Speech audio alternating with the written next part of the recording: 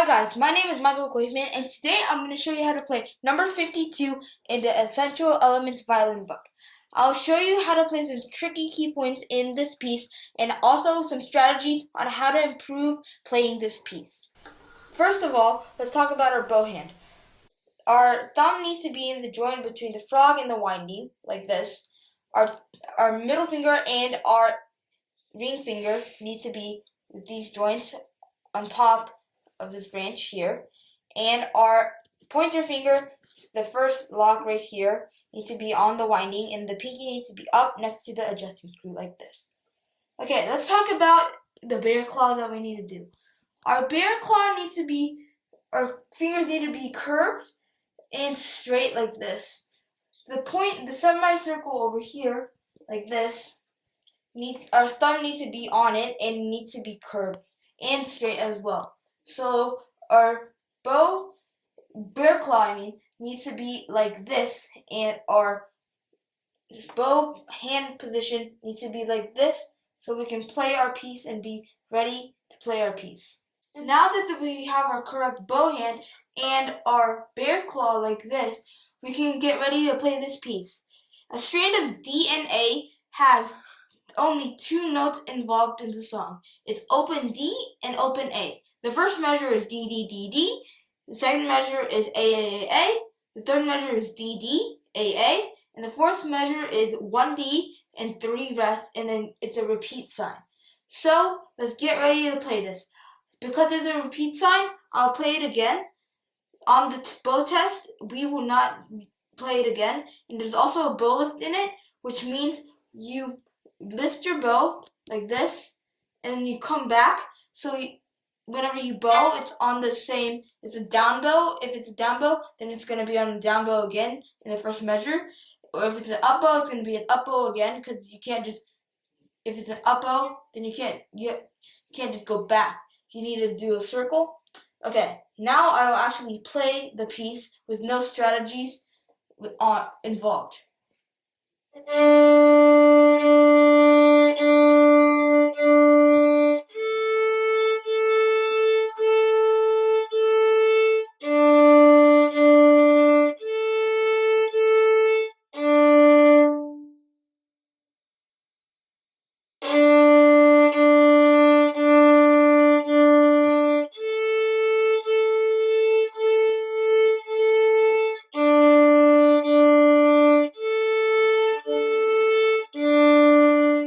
Now we'll talk about some tricky points in this piece.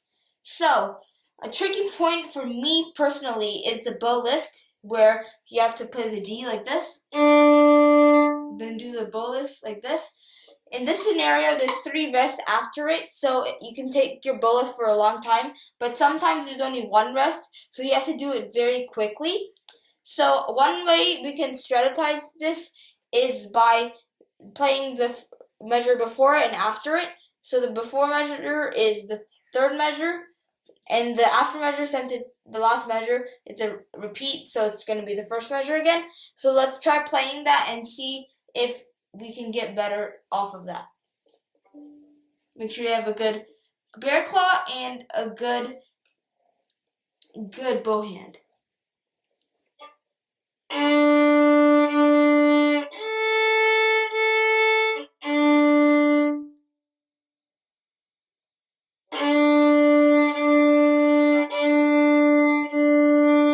Okay, that is the first and last measure of, the third measure and the first measure of it, including with the bow lift. So next, we're going to count all the note names in the whole thing. So we're going to play the whole thing with the repeat, the whole thing, and just with counting the note names. And because there's only 2 notes, D and A, which is why the song is called D and A, we will just count D, D, D, D, A, A, A, D, D, A, A, D. Okay, here we go.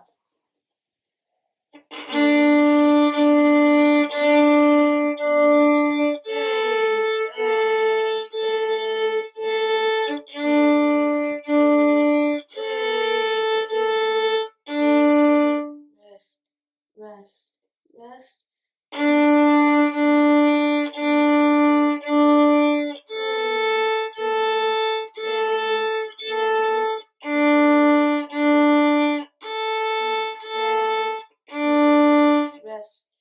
rest, rest.